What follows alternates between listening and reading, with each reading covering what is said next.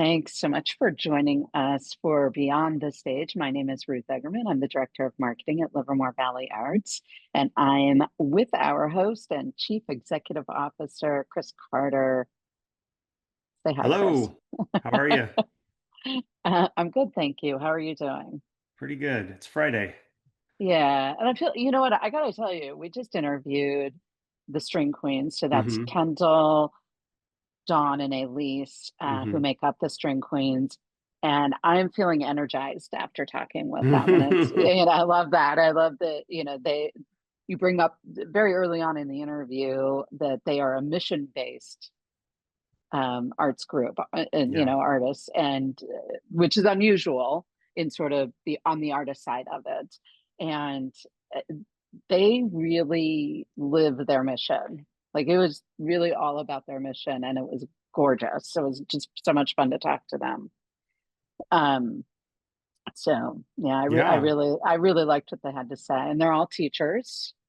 yeah. I even, I got like, even in the conversation, they were living out that mission, like they were giving that to us, which I Yeah, really felt. Yeah, that's the feeling that I got, that throughout the entire interview, no matter what we were talking about, they were living out that yeah, mission, yeah. and They were very and present. very present. It was really just such a nice conversation. Yeah. I can't wait to see them on stage together. They're going to be on stage on our Bankhead stage on Friday, February 13th at 8 p.m. And if you don't want to get tickets after listening to this interview, there's something wrong with you. I'm Yeah. just going to say it straight up. I want this show to sell out. I really do. I think Yeah, it's I do. I do people are going to too. love this show. Yeah, it's really beautiful. Hmm. And just like they're going to play everything from, what they said, classical to pop to Hmm. maybe some gospel, Yeah. whatever. They've got a big canon of music that they Yeah. can play. Just their origin story is super fun. They tell that story, and uh, they're really great interview. Yeah. Really, like, just really great people. I mean, I don't know how we didn't have to work that hard in this No. one. No. They have plenty to say, and we're just so eloquent in the way that they said it. So I Yeah. hope everybody listens. I didn't even get Um, to, we didn't even talk about their documentary. Yeah, and no, I forgot I was going to ask them about that. So if you're listening to the podcast, you should know that there is a documentary about the String Queens. It's not too long, it only takes about 15 minutes, and it's on the Voice of America channel on YouTube. And it's called Soul Strings, I believe. Soul Strings. Soul Strings. Yeah. So look it up. Okay, You'll learn a lot more about them. yeah, really great show. So stay tuned. Listen to this interview with the String Queens. That's Kendall, Elise, and Dawn from the String Queens, and they're really they've got a great energy. I hope you feel it like the same way that we did, and uh, enjoy the interview. Hey everyone, thanks for tuning into Beyond the Stage. You've unlocked a special offer for the String Queens on February 13th, 2026. Use discount code PODCAST at checkout to get $10 off any regular price seat. Visit livermorearts.org and remember to use discount code PODCAST for $10 off any regular price seat. Enjoy the interview. Well, you're coming on February 13th. Have you been to Livermore before, any of you? No, Bay Area, maybe? maybe So, once a while back though. Yeah, it's been a Okay. minute. wow, you've not even been to the Bay Area. San Francisco, but I San think I was like Francisco. 16. Yeah, Okay, it's been a minute. wow. Well, you guys are Oh, you're gonna have fun. we're It'll be a so good looking time forward to to get this. away from, yeah, it'll be a good time to get away from DC, and Yeah. and February is a cold month, but not here. True. The weather should be decent, It's right? it's cold here too, but it's just wet. It doesn't It, snow. it's Gotcha, it's Yeah. it's not cold by their standards at all. gotcha. They So said they always have nice weather, y'all. They said it's Yes. always nice. I'm excited about that. yeah. Well, we've been doing some research on y'all and listening to your music, and one of the things I noticed that's unique about the String Queens that a lot of artists don't do is you have a mission statement, and And I'm going to read it real quick. So the mission of the String Queens is to create musical experiences that inspire diverse audiences to love, hope, feel, and imagine. And is that, I'm curious, like why, like it's so cool that you have that, and like where did that come from, and what motivated you to want to make sure that that was an important part of your purpose as a group? Yeah, I What's think every major thing that we've been a part of from when we were little girls all the way until now when we're fully grown women, we've been a part of some nonprofit or some arts organization or some arts community or even the schools that we've attended and worked for. When you notice and kind of just look at all of those things, various industries even, everybody kind of has a mission statement and some kind of vision or supporting something that really paints a picture as to what the purpose is. Why are we even here? And so not even just as educators, right? Like that makes sense for an educator to kind of have, an objective. Think about the classroom. Before you start teaching a lesson, you have an objective. And then you have maybe the introduction to new material and then you teach, right? mm-hmm, As artists, there's nothing wrong with having and establishing something clear like a mission statement so that the audience and folks who look you up or folks who may see a picture but have no idea what to expect, they can always be certain of what they can expect by looking at the mission statement. We don't want to just serve as entertainment for the night and then we all go home and then we mm-hmm, move on. We want to make sure that every note that's played, every word that's spoken is a connection point from us to the audience. We really intentionally, and we'll see this, you all will get to see in February. We really break that plane from stage to audience. There's so much mm-hmm, crowd participation, and it's not because it's a gimmick. It's because it's what audiences truly deserve. And so the mission kind of fully encompasses that as stage performers and artists, but also as educators, right? Any space. That's why we say musical experiences, not just concerts, not mm-hmm, just classes. I don't know if anybody else wants to jump in. Yeah, and we also have that mission statement. I mean, we're performers, we're educators, and the beauty of the arts is the creativity. And you can go anywhere with creativity, and it's just limitless. But that mission statement actually brings us back to what are we really trying to do here? We can just go off on a tangent, and we need to come back and say, but what's our mission? And it just grounds us. mm-hmm. Yes. It's interesting you talk about the give and take between the audience because I'm, it's so much fun when there is that dialogue, however that dialogue seems to happen, whether it's through music or it's, actual conversation. It's it makes that experience truly unique and truly exciting and one that's not going to be able to be duplicated the next night or whatever the next time you perform, even if you were performing in front of the same audience. So that's what's sort of exciting about it. So I really appreciate that about what you said, and it makes me look forward to your show even more. And Do thank you you for noticing. Thank you for Yeah. noticing. do you feel that with the audience, like because you have that mission? Do you feel the response from them as you're exploring this with them and communicating with them and performing? Do you kind of get feedback from them too? Do you feel their presence? Absolutely. We definitely feel, and that's the beauty of live performances, something we were missing in that era where we had to do virtual. And I Hmm. think when we got back on stage, I think we all just wanted to kneel to the stage and kiss it because we, we're back, and just the feeling from the audience, the love, the joy, the interactions. I mean, it's so real and it's so inspiring for us. It brings us joy. We used to say when we would rehearse at Kendall's apartment, it's just a party. We're in a party, and we've invited all of you to our party. And you know what? The audience gives it back to us, Hmm. and it's priceless. And like you said, Ruth, every day is different. You get a different audience, but no matter what kind of audience we have, we still get the interaction. We still get the love back. We still get the wow, that really inspired me, or it made a difference in my night. I was having a rough time. And to get that kind of feedback, we're definitely sticking to our mission. We're on track Hmm. with what we set out to do. And that feels just amazing and purposeful. Yeah. And I Yeah. think it's important to mention too, we stamp the mission at every performance. We look out into the audience. We see all of the different people, the different demographics. We gauge the reactions to all of the different pieces of music, right? Creating musical experiences that inspire diverse audiences. So when we look out, we're looking for diversity, to love, to hope, to feel, to imagine. There are people singing and shouting and crying and laughing. And so you just go through this 360 range of emotion. But at the end of the show, Kendall always says, if you didn't feel something, if you don't look at your neighbor and find a connection with that person, even though you may physically appear to be different, then we haven't done our jobs. Do you have like an example or a story or something memorable that might have happened to you that was a reflection of that? Tons. One that I can remember, like several. There's notes on my refrigerator from like 5 notes from over the 8 years of folks at every different kind of performance that we've had. But one that I'll mention, and I'm sure Dawn and Elise have other stories, is when we were on tour in North Carolina a couple of years ago. And this was our first month-long tour.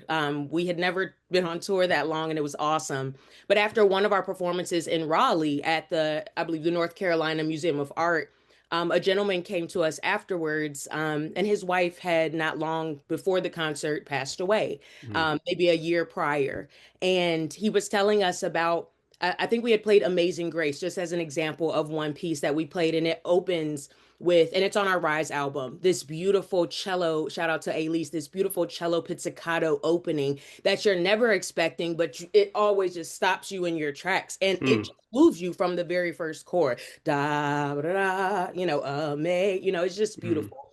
And he was just talking about how the concert experience, not just Amazing Grace, but that the concert experience made him feel connected to his wife. And then he showed us a picture of her sitting there, and this was at the meet and greet. This is after the concert, and folks are buying merchandise, CDs, and asking us to sign things and just saying thank you, right? But this is what he came up to us and wanted to share. And he's talking about his wife and how amazing their marriage was. And he shows us a picture of a couple of pictures, but I think one of them was their wedding day, if I'm not mistaken. And that's just one moment. I don't care if we never have another moment with an audience member ever from now, like Livermore, we love you. We can't wait to get there. But like that moment reminds you of your purpose and who it's actually about. I always tell our students, I tell my students, it's actually not about you, because being a musician, when you're learning and you're trying to master this thing and you're performing, and it is about you, and it's about what you give off. It's about how you sound and the notes and technicalities and all that's amazing. But it's also about how others feel about what you did. We know the Maya Angelou quote, it's not about what people do. If you got to remember, you'll never forget how people made you feel. And so that was just one story. I don't know if we have so many stories. Wow. We do have so many. I have one. We are on the road and we're doing this work, and we're proud of the work we do, but we also come with our own, oh my goodness, the schlep, got to call home and make sure things are okay at home. And at one of the meet and greets, you just never, this is a great reminder if you have no idea what people are going through. I mean, it's a big deal when you're seeing people in person, because some people do stay home or just stay out of the way because they can't seem to get up and get out.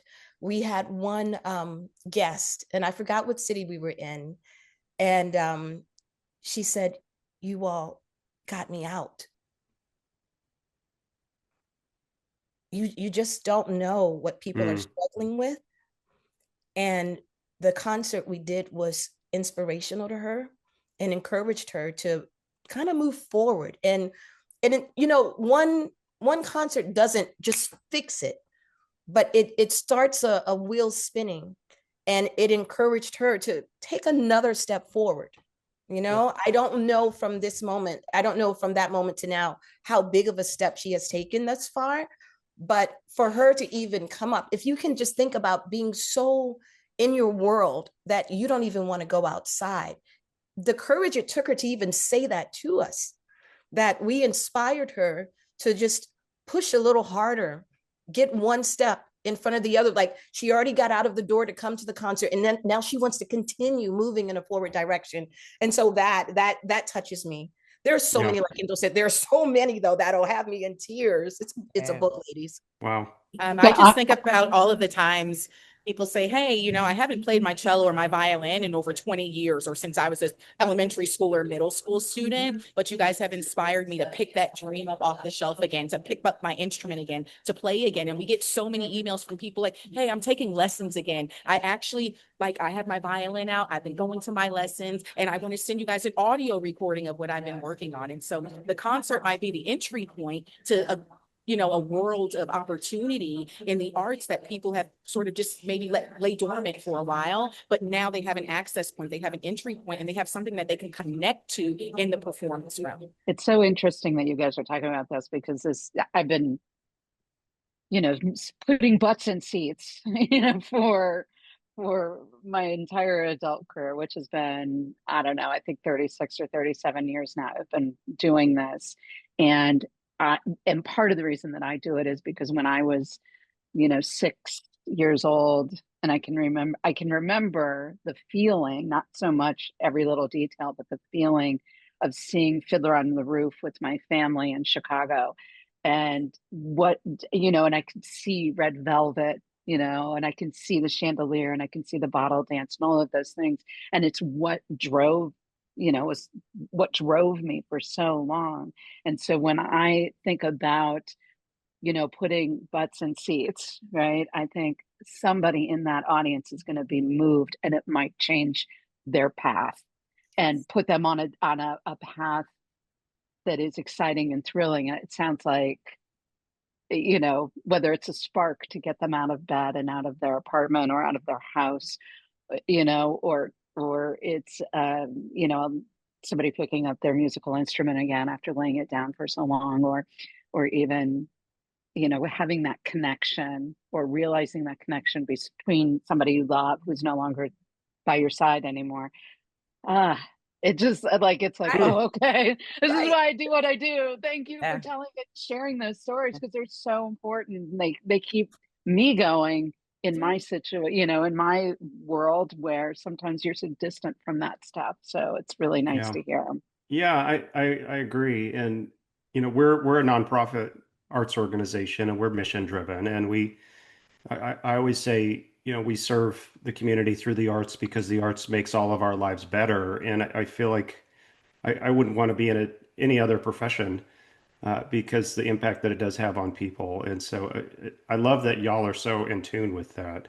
Do you ever get like, some of what you play, you're just talking about Amazing Grace, and do you ever get lost in the music, or does it get hard? Every night, You get every night. emotional when you Okay. play?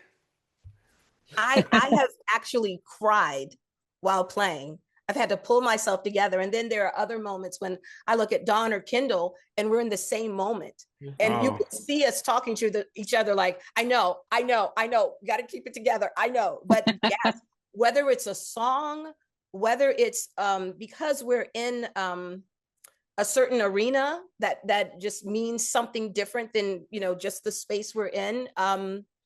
Whether it's something that happened an hour before we got on stage. I mean, it could be anything, but we've definitely had those moments. Or maybe it's a song that we arranged and it's like, oh my gracious, I'm dying inside, of just tears of joy and happiness and sadness. It's everything. So Is I've there any definitely had to catch myself. I don't know how I've done it with the bow how do anymore, you keep it but together? right, look, you put your head back Still and got then to play. Yeah. Yeah. Is there any particular piece of music that does that to you guys? So for me, I'll let you guys speak, but Spain, there is something, and I can even cry right now about it. There's something so beautiful about Spain to me. Mm. And it happened, we've been playing Spain for years, but just earlier this year, it hit me again. And I'm on stage about to bawl and just like, this is just a gorgeous piece of work. And we're playing it in, and we get to put our hearts and souls and give it to the audience, put our Yeah. hearts on our sleeves and say, here, this is how we feel. Please take care of it, Yeah. And we never Wow. approach any performance like, oh, another one or another night or another set, or no, every performance is unique. Every performance gets 150% in everything that we have, no matter what kind of day we had, no matter how tired we are, maybe sick we may be, or homesick, all of the things.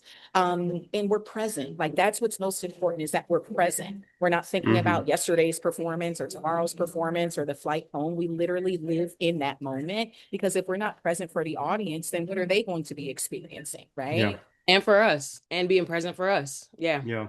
Right. Can you talk a little bit about how y'all got together? What's the story behind the String Queens? It's a funny story. It's Yes. it's an unbelievable story. I think Okay. people hear it sometimes, it's like, no, it didn't really happen that way, but it did. Um, so Elise and Dawn were the first to meet. So Dawn graduated, she has 2 degrees from Juilliard, the Juilliard School in viola performance. And while she was a Juilliard student, she was kind of commuting back and forth from New York to Baltimore. They were both a part of a symphony called Soulful Symphony at the time, based in Baltimore, was largely comprised of Baltimore and DMV, DC, Maryland, and Virginia musicians, and New York City musicians.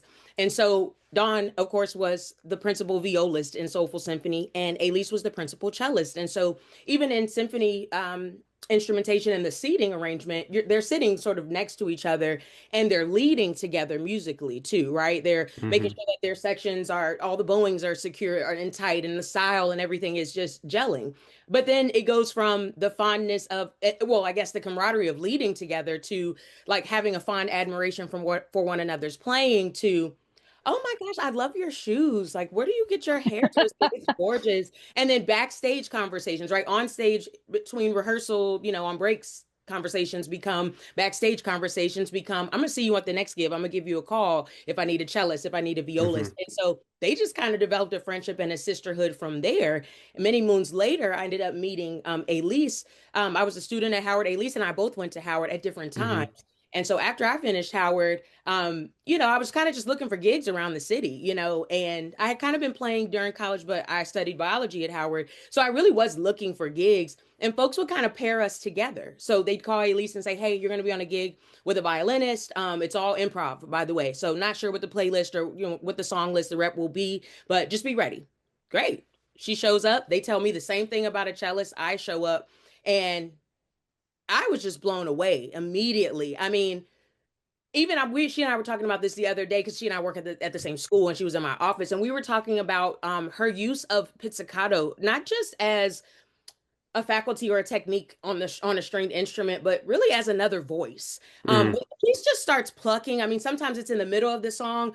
At our school, she had her students, her orchestra pluck like a classical piece, a hymn, maybe it was during mass, and a hymn has a verse and a refrain or a chorus. Okay, so they played it all, they bowed it all. And then on the second or third round, this is during communion where it's a lot of playing, it's a long time playing. So you're playing repetitively, but you got to switch it up. Every verse needs to have a different color. So in Yep. order to change the color, they plucked the entire verse and chord. And the acoustics in the church are already beautiful. There was not a sound except for the plucking. The strings were perfectly in time. If you know anything about playing a string instrument, I see some behind you, Chris. It's hard, especially as a student, to pluck in ensemble and not rush, right? Just the most, it was almost beautifully startling. It's like, what are they doing up there? And what is that heavenly sound that I'm hearing? And so she was doing stuff like that on the gig, and then she slided and tapping the side, the shoulder of the cello, because we don't have drums with us, but we have to create. We're playing Earth, Wind, and Fire tunes. We're playing jazz, and she's You like, need the rhythm. Yeah. I was like, yeah, like I want to play with her again. And we kept doing that, even in our breaks, getting snacks, when we're on a break. And so we just were like, okay, hey girl, I think we're connected from here. Yes. But I had kind of heard of Dawn, but I had never heard of Dawn. I didn't know Dawn. I mean, I was playing around town, but I just didn't know her. Well, I was teaching science at the Howard University Middle School of Math and Science, and I was teaching sixth grade science. And Dawn's husband, unbeknownst to me, when I was thinking of being a teacher, was 2 doors down from me as a reading teacher. And he was like a veteran teacher. I was like a baby teacher. And so we had the same planning period. And he walks in the lounge, and I'm kind of like, I guess I must have looked frustrated. And he goes, Kenny, like, what's up? Look, are you okay today? I'm like, yeah, I'd be great if I could find a violist for this wedding gig I have coming up. And he's like, oh, my wife plays viola. Like, problem solved. Like, my wife plays viola. And I'm like, yeah, right. Like, okay, I get it. You're English, like scholar, but you're also a jock, a football player, was bound, headed to the NFL. I'm like, sure, yeah, right, sure, your wife's a violist. He was like, no, she went to Juilliard. You might want to give her a call. And I was like, oh, like, can I? I was like humbled. I was like, Hmm. can I have her phone number? And I called her and we played classical on that gig. We carpooled to the gig and back, and we had a blast. And we were playing classical music, but her energy and her lyricism and her expression and her joy. Like, have you ever seen a person move so much when they're playing? I never played with anybody like that. And we were Oh, quartet, and it was like, okay, locked in. And then it was time for Dawn. I don't know if you want to take the story from here when it was like, yeah, we got to lock in the trio. I don't know. Yeah, you I'll pick it knew. up from here. Which is so interesting about the timing of what we're doing right now and the story that Kendall just shared is sitting across from me a few minutes ago, really live in this moment, was the math teacher who taught also with my husband and Kendall at the time. And I just saw him for the first time in several years Wow. as she was telling that story. So you talk about just like divine timing and all of those things. Couldn't make Although, it up. Thank and you. another thing, Don, what's going on right now? Oh, lots. Well, Yeah. I What's mean, going on? Yeah, so when I get to the next part of the story, which is we had a trio wedding gig and I needed to contract a violinist and a cellist. And so simultaneously, I was celebrating my daughter's first birthday. And so I invited everyone to my daughter's first birthday party. We had never played together before. And I was like, hey guys, just come, we'll get a feel for each other. We have the gig the next day. It's traditional wedding music, Eine Kleine Nacht music, water music, all the things that you play at weddings. And they brought their instruments to my daughter's first birthday party. We were out in a park, a bunch of 1-year-olds laying on blankets, crawling around. And we were having so much fun at the party. We were supposed to rehearse and play, but we never played a single note because we were just having that much Hmm. fun. And so we showed up the next day at the gig and we played, and it was just a beautiful synergy and energy that we had. But again, talk about timing of things. Today, in this moment, and now sitting across from me at the table, is my daughter's 12th birthday. So this was exactly, Oh, 12 years ago. this was exactly 12 years that, ago it's that we that's had this first meeting yeah. of just coming together. The three of us didn't know each other in that capacity. We had never performed together as a trio in that capacity. But the next day we played the wedding gig and it just felt special. All of the things that we experienced to this day in performance, we felt that day. And we said, hey, let's bottle this up and let's hold on to it and let's keep it. And now we get to go around the world selling it. And it's wonderful. Yeah. Well, we definitely appreciate you being here on your daughter's birthday too. So give her a shout out for us. Happy birthday. What's her name? Her name is Briley. Riley? Okay. Happy Like birthday. Riley with a B, Briley. Riley. Briley. All right. Happy birthday, Briley. That's so cool. Thank you for sharing That's this story. awesome. That was so, yes. I'm sorry. I thought it's like That's there's crazy. something special going Literally on right 12 now. years ago. That's so cool. I think that also, Chris, and Hi, Ruth, happy birthday, Briley. Happy birthday. yes, Queen, yes. Yes. I think like our synergy too, we're very much about family. And Yeah. and this just came to me, y'all, that like we are literally all about family because that's how we started. Yeah. Like it started with At a Dawn who birthday. didn't know us, and she's still bringing us with her family, right? We just Yeah. celebrated Dawn's birthday a couple weeks ago, and we went down to her hometown. She's from Miami, and I think we started like that, and that is how we continue. Yeah. It's not there's no string queens without village and family, but I'm just now connecting that like we still do that because that is how we started. Yeah. And Yeah. it's a difference maker, right? So many Yeah. orchestras or chamber ensembles that we played in, or, pop gigs or tours, you show up for the gig, you maybe say, hey, you play a couple of notes, you have a break, you play another part of the show, and then you go home and you might never see these people again until the next gig. But Yeah. with us, we started as family, we started as friends, and we carry that with us everywhere we go to perform because it doesn't just end or begin on the stage. It's our lives. Our lives are intertwined. Our Yeah. lives are connected. And so we really have to move as one unit. And I that's can't what we do. imagine it's got to add to the performance too, because I do play the guitar and I play with I play in a group and one of the singer and I have been best friends for over 30 years and he's my closest friend in the world and we don't just get together to perform but we spend a lot of time with each other and it really helps us create together, right? Because we're honest with each other.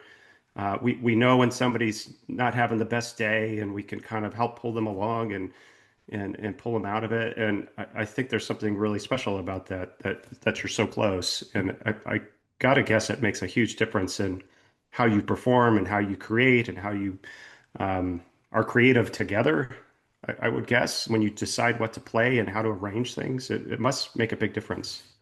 It has to, because sometimes we approach, because we've chosen the lives that we're living. We've chosen Hmm. this path. We've chosen to continue to be the string queens, but continue to be married, continue Hmm. to be mothers, continue to be great daughters and great friends and sisters and colleagues at work, co-work. We still have full-time jobs. And um, I think we have chosen, I think it gives a lot to our structure, right? Like we don't just show up and choose a song and play, right? Like on stage, before we've gotten on stage, we've already formed the set list. Every audience gets a different set list. We've Mm. talked about intentionality. Some audiences we start with canon, but our version of canon. Some audiences we start with our arrangement of Till Victory Is Won. But it's honest, we're transparent, but we also love each other and we know what's at stake. Like this is like a real life thing. We know that Hmm. people's lives are changed as soon as we play the first note. And we know that there's a responsibility that we have. We are living in the same world that you all are living in.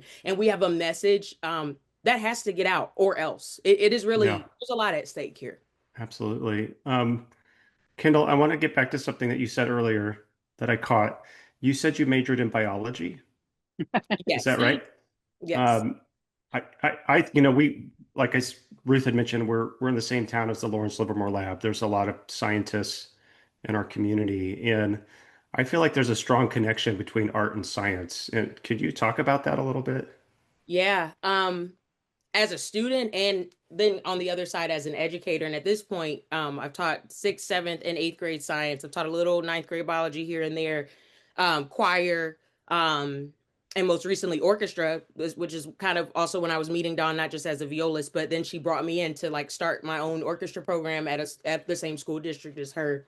Um, First of all, it all goes hand in hand. The instruments are it's pure physics.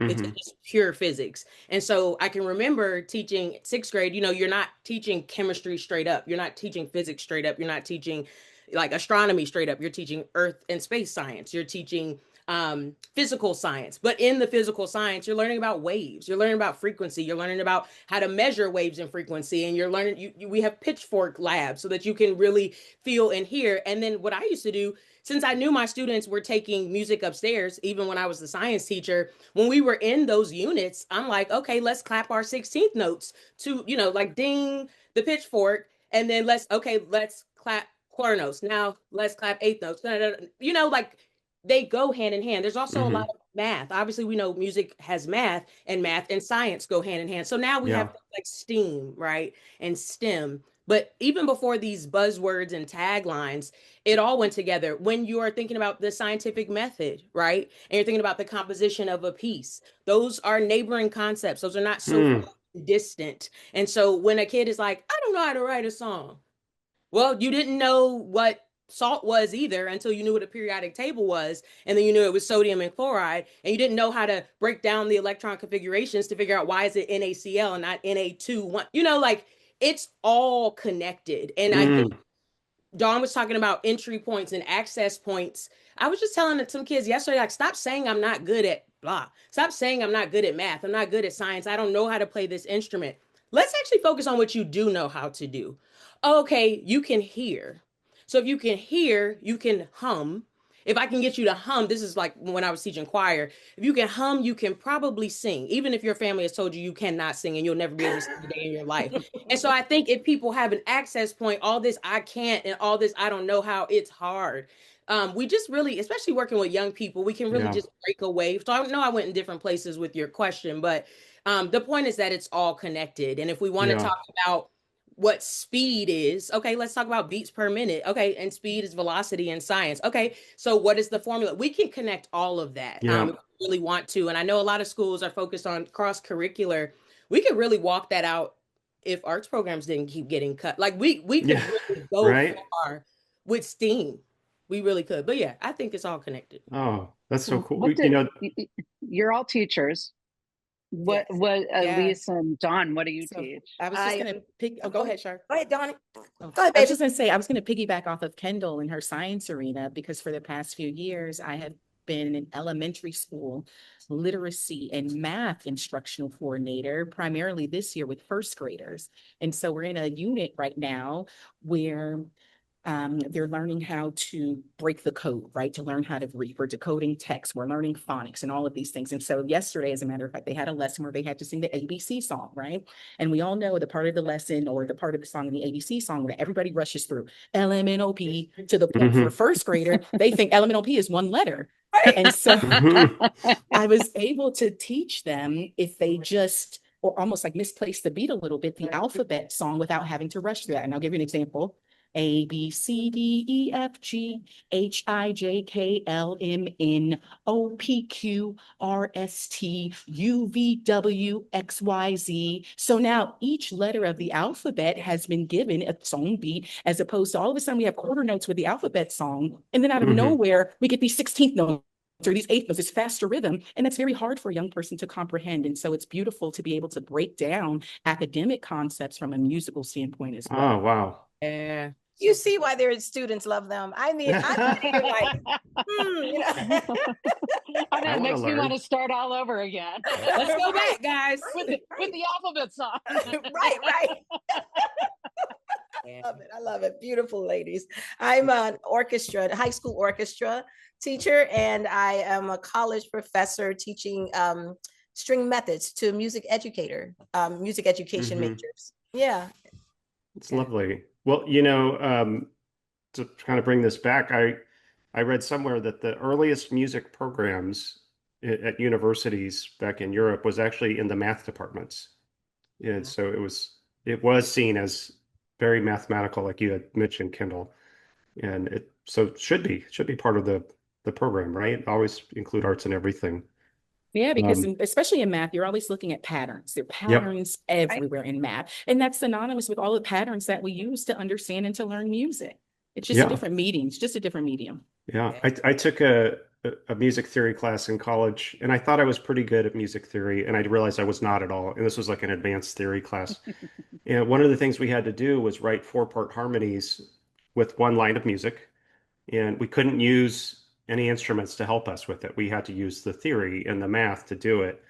And then you turned it into the professor, and he would play it in front of the whole class, and he would make these faces if you didn't do it right. Um, but I really, that's where I figured out what you just said. Yes, there's so much of that, the patterns involved, and if you know how all that works, it really elevates what you can do with the music for sure. Um, Tell us about the show. What's it like? What's the performance like when you're going to come to Livermore? What should we expect? Anything? You want to jump in or? Lots of energy, lots and lots, lots of energy. Again, like I said before, we don't treat any two performances the same.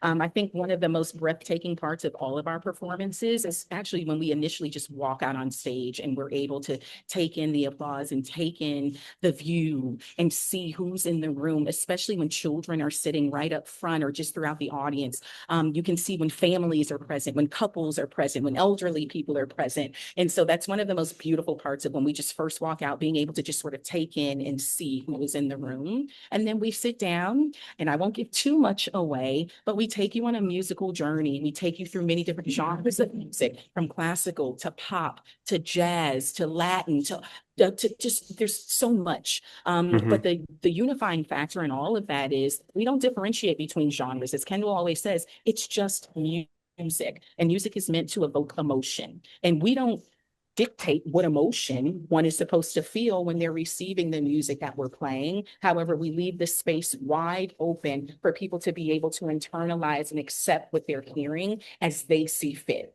And we often, too, leave a little bit of a pause or a little bit of a break between pieces to give people that space to absorb what they've just heard before Hmm. we dive right into the next thing.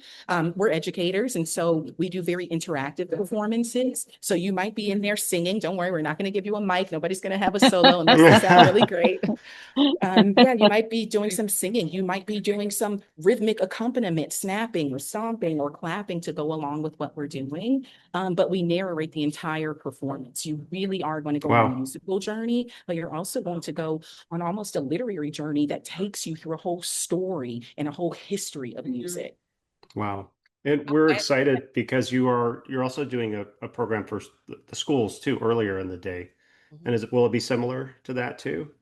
Yeah, I was gonna say in the evening, we're actually having our rhythm section join us. So we play as trio, and we're known as the String Queens, the three of us, but we also have an amazing world-class rhythm section, drums, piano, and upright bass. And we don't get to take them everywhere. So we're really excited to bring them with us to Livermore. And so the evening concert will be a little trio and a lot of us with our rhythm section. It just brings everything to life. And the matinee will be just trio again. So a lot of teaching, a lot of audience and crowd participation from the students. Sometimes we also do prizes. A lot of times with the students, we have some merch that's like kid friendly merch and stickers that they can put on their lockers and all this kind of stuff.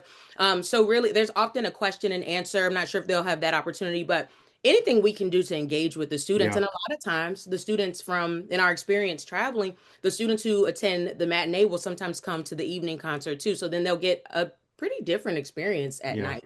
Super Well, cool. We're gonna cut that out, that part where you talk about the students, and give it to our education manager so she can start showing it to people and make sure that that's a nice full performance. Awesome. Awesome. Yeah, yeah, because those are the best for us, are the students. yeah. Yeah, they are. Well, we're getting close to wrapping it up. I have a couple other questions. One of them is I always like to know what are you listening to now? Is there anything new that's really inspiring to you or that you've discovered recently that you're really enjoying that you want to share with us? Oh, go ahead. Oh, okay.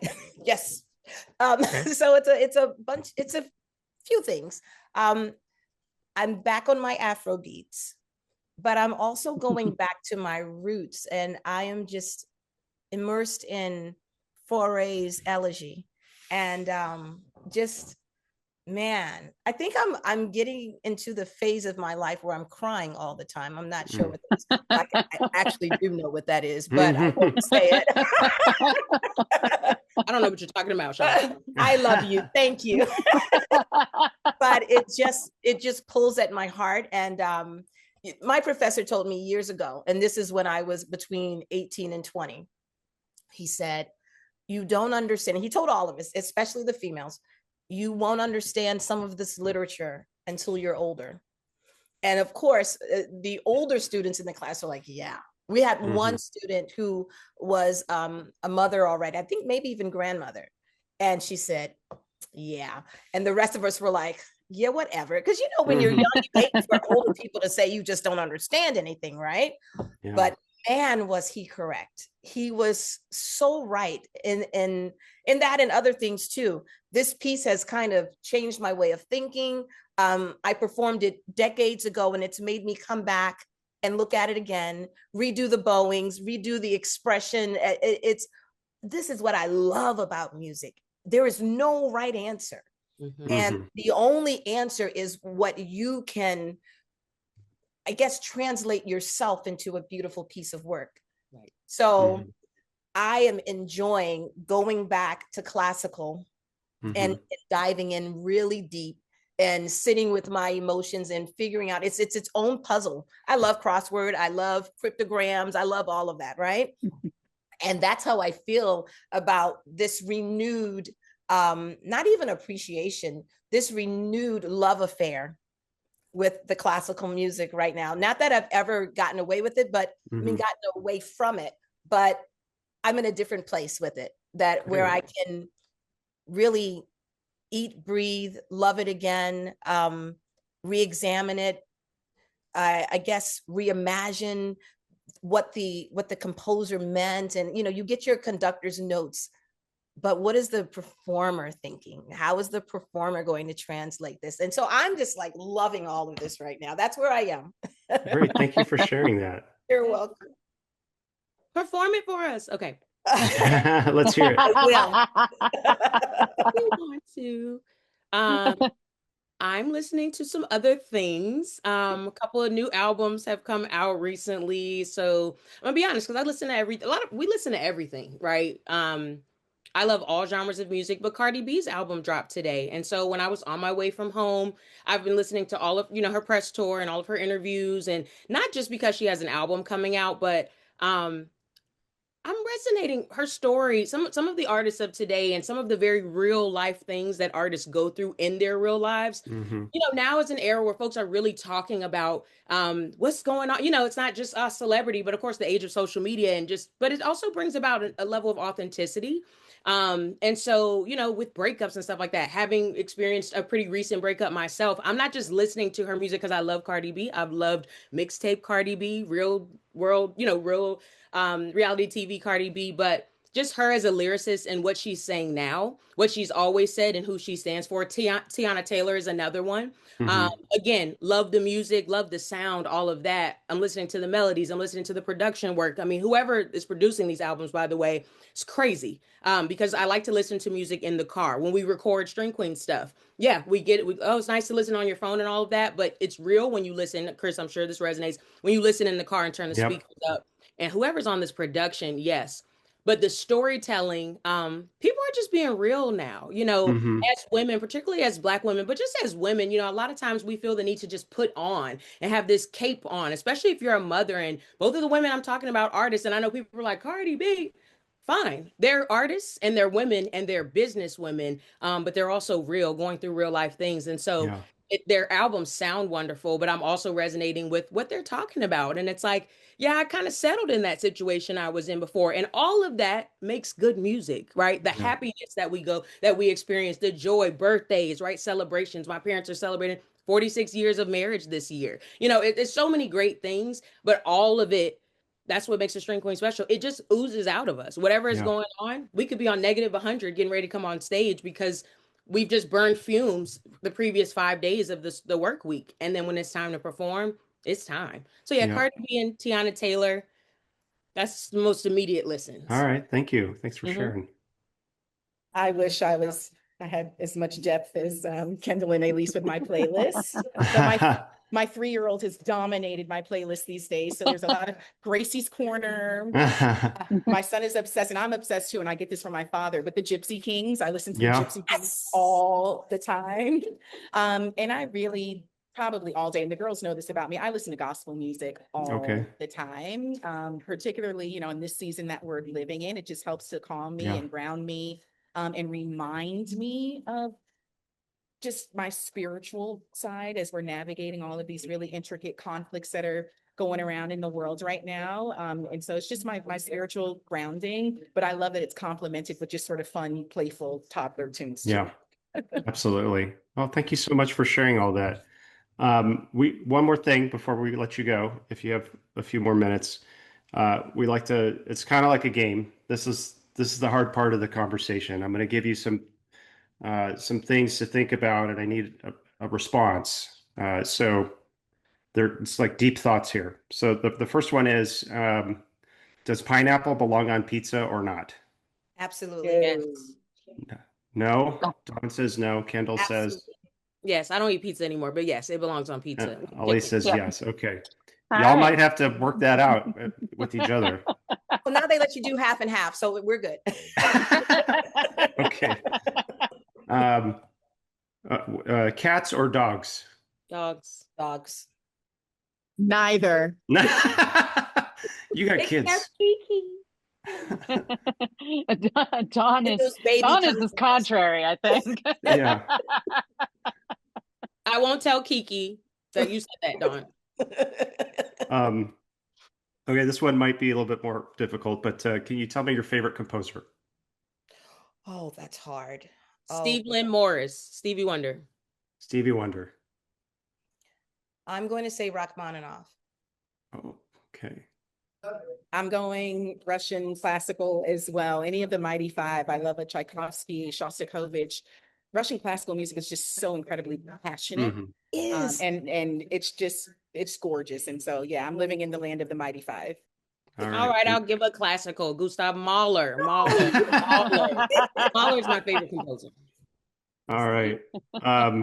Okay, this is got two more for you. If y'all remember mixtapes when you make a mixtape, so if your life was a mixtape, what would be the first song that you put on it? Kirk Franklin Smile. Smile. I like that. Gorgeous.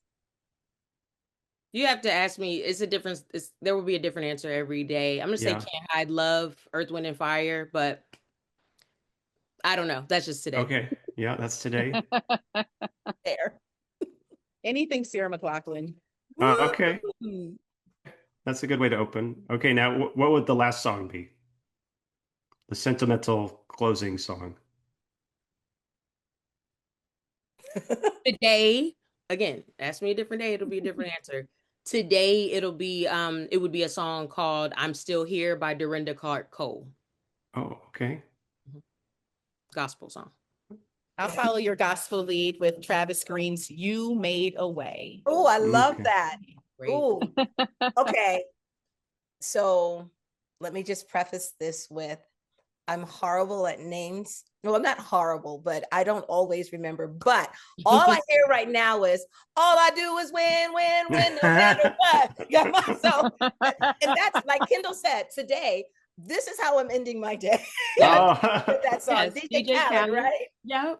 I believe that's DJ Khaled. Right. Yeah. DJ Khaled and T-Pain. Oh, well, thank you so much. This has been a really lovely conversation. Yeah. We really appreciate your time. We're so looking forward to having you on February 13th in Livermore. Hopefully there'll be a lot of love in the room because it's the day before Valentine's Day. Right. But yeah, it's such a great conversation. So thank you so much. Yeah. And when will this air? Thank you, This will probably guys. come out the second Thursday of January. Okay. So Yep. with plenty of time before your concert or your musical experience Yep. in our theater. Got It's it. and your sisterhood comes through so much, and it's really been a joy to be a part of this. Thank you Yeah. so much for joining Oh, us. Thank you. It's been a pleasure. Thank you. Yeah. We'll Y'all have see a you in great day. February. Yep. Take care. You too. Thanks, Have a great guys. weekend, guys. Bye. Bye. Thank you for joining us for Beyond the Stage featuring the String Queens, who will be performing live at the Bankhead on Friday, February 13th, 2026 at 8 p.m. You can get your tickets now at livermorearts.org or by calling the box office at 925-373-6800. We post new podcasts on the second Thursday of the month, and we'd love to hear your thoughts on this episode or your favorite part. Leave us a comment, ask a question, give us a review on our social media, Spotify, YouTube, or wherever you listen to your podcasts. And we may even read it on the air and on the next podcast. You'll find us on all our socials at the Bankhead LVA. And remember to subscribe or follow wherever you get your podcasts. I'm Ruth Egerman. And I'm Chris Carter. Thanks so much for joining us. Thank you. Bye. Bye. Hey everyone, we hope you enjoyed the interview. You've unlocked a special offer for the String Queens on February 13th, 2026. Use discount code PODCAST at checkout to get $10 off any regular price seat. Visit livermorearts.org and remember to use discount code PODCAST for $10 off any regular price seat. Thanks for tuning into Beyond the Stage.